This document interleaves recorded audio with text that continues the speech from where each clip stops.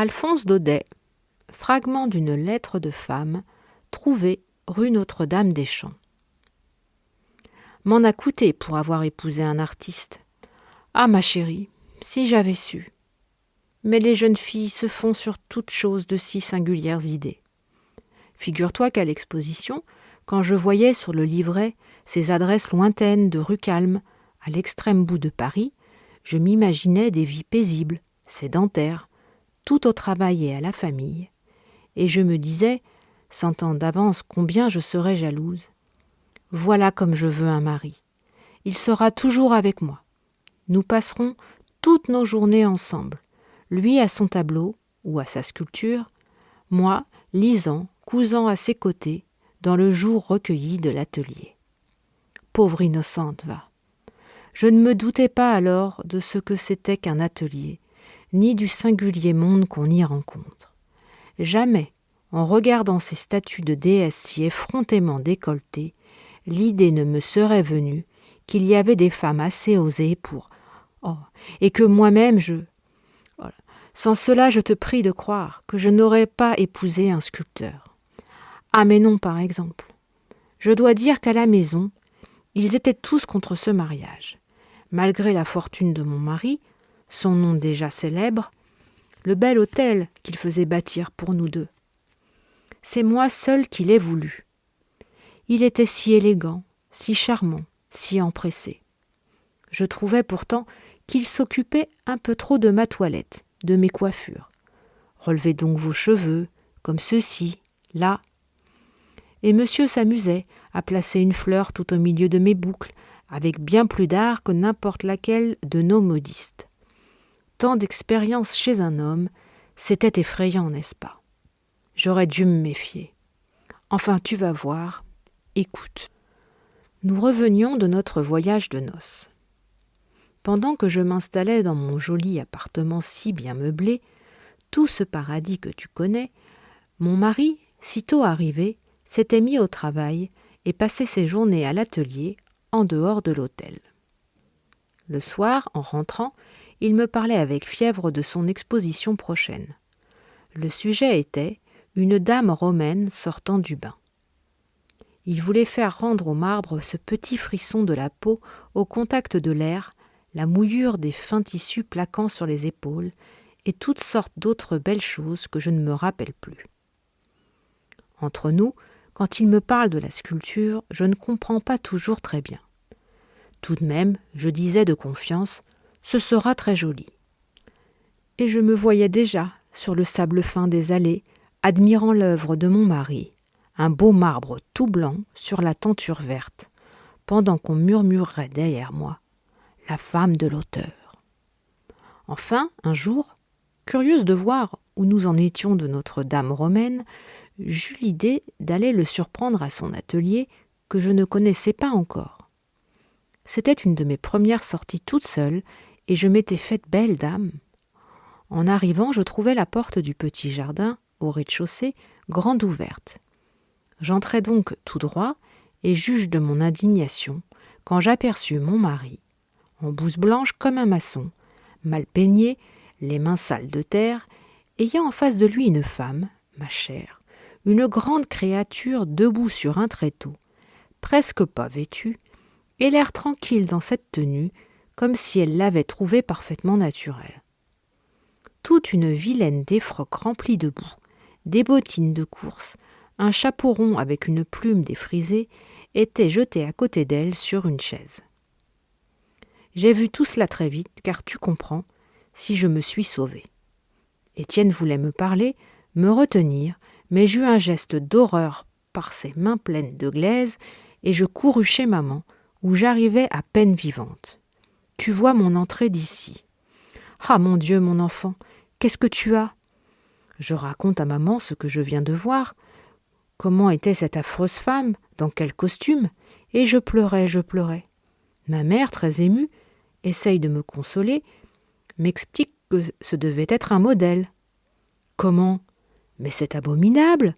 On ne m'avait pas parlé de ça avant de me marier. Là-dessus, voilà Étienne qui arrive tout effaré et tâche à son tour de me faire comprendre qu'un modèle n'est pas une femme comme une autre. et que, d'ailleurs, les sculpteurs ne peuvent pas s'en passer. Mais ces raisons ne me persuadèrent guère, et je déclare formellement que je ne veux plus d'un mari qui passe ses journées en tête-à-tête avec des demoiselles dans cette tenue-là. « Voyons, mon ami, dit alors cette pauvre maman qui s'efforce de tout arranger, est-ce que, par convenance pour votre femme, vous ne pourriez pas remplacer cela par un semblant, un cartonnage ?» Mon mari mordait sa moustache avec fureur. « Mais c'est impossible, ma chère maman. » Pourtant, mon cher, il me semble. Tenez, nos modistes ont des têtes en carton qui leur servent à monter les bonnets. Eh bien, ce qu'on fait pour la tête, ne pourrait pas-on le faire pour... Il paraît que ce n'était pas possible. C'est du moins ce qu'Étienne essaya de démontrer longuement, avec toutes sortes de détails, de mots techniques. Il avait vraiment l'air malheureux. Je le regardais du coin de l'œil tout en essuyant mes larmes, et je voyais bien que mon chagrin l'affligeait beaucoup. Enfin, après une interminable discussion, il fut convenu que, puisque le modèle était indispensable, toutes les fois qu'elle viendrait, je serais là. Il y avait justement, à côté de l'atelier, un petit débarras très commode, d'où je pourrais voir sans être vue. C'est honteux, diras-tu, d'être jalouse d'espèces pareilles et de montrer sa jalousie. Mais vois-tu, ma biche, il faut avoir passé par ces émotions-là pour pouvoir en parler. Le lendemain, le modèle devait revenir. Je prends mon courage à deux mains et je m'installe dans ma logette, avec la condition expresse qu'au moindre coup frappé à la cloison, mon mari viendrait vite vers moi. À peine étais-je enfermé, le vilain modèle de l'autre jour arrive. Dieu sait comme, avec une tournure si misérable que je me demandais comment j'avais pu être jalouse d'une femme qui s'en va dans la rue, sans manchette blanche au poignet, avec un vieux châle à franges vertes. Eh bien, ma chère, quand j'ai vu cette créature jeter son châle, sa robe au milieu de l'atelier, se défaire avec cette aisance, cette impudeur, cela m'a fait un effet que je ne veux pas te dire. La colère m'étouffait. Vite, je frappe à la cloison. Étienne arrive. Je tremblais, j'étais pâle. Il se moque de moi, me rassure tout doucement et s'en retourne à son travail. Maintenant, la femme était debout, à demi nue, ses grands cheveux dénoués et tombant dans le dos avec une lourdeur lisse. Ce n'était plus la créature de tout à l'heure, mais presque une statue déjà, malgré sa mine fatiguée et commune. J'avais le cœur serré. Cependant, je ne dis rien. Tout à coup, j'entends mon mari qui crie « La jambe gauche, avancez la jambe gauche !» Et comme le modèle ne comprenait pas bien, il s'approcha d'elle et « Ah, pour le coup, je n'y tiens plus. Je tape. Il ne m'entend pas. Je tape encore, je tape avec fureur. » Cette fois, il accourt, le sourcil un peu froncé, dans la fièvre du travail. « Voyons, Armande, soyez donc raisonnable. » Et moi, tout en larmes, j'appuyais la tête sur son épaule. « C'est plus fort que moi, mon ami, je ne peux pas, je ne peux pas. » Alors, brusquement, sans me répondre, il passa dans l'atelier et fit signe à cette horreur, qui s'habilla et partit. Pendant quelques jours, Étienne ne retourna pas à son atelier. Il restait près de moi, ne sortait plus, refusait même de voir ses amis, toujours très bons d'ailleurs, mais l'air triste. Une fois, je lui demandai bien timidement « Vous ne travaillez donc plus ?» Ce qui me valut cette réponse « On ne travaille pas sans modèle. » Je n'eus pas le courage d'insister, car je sentais combien j'étais coupable et qu'il avait le droit de m'en vouloir. Pourtant, à force de tendresse, de gentillesse, j'obtins de lui qu'il retournerait à son atelier et qu'il essaierait de finir sa statue, comment donc disent-ils, de chic, c'est-à-dire d'imagination. Bref, le procédé de maman. Moi, je trouvais cela très faisable, mais le pauvre garçon avait bien du mal. Tous les soirs, il rentrait, crispé, découragé, presque malade. Pour le remonter, j'allais le voir souvent. Je disais toujours « c'est charmant ». Mais le fait est que la statue n'avançait guère. Je ne sais même pas s'il travaillait.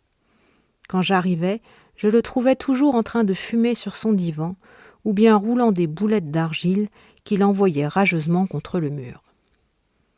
Une après-midi, que j'étais là à regarder cette pauvre dame romaine, ébauchée à demi, si longue à sortir de son bain, une idée fantastique me traversa l'esprit.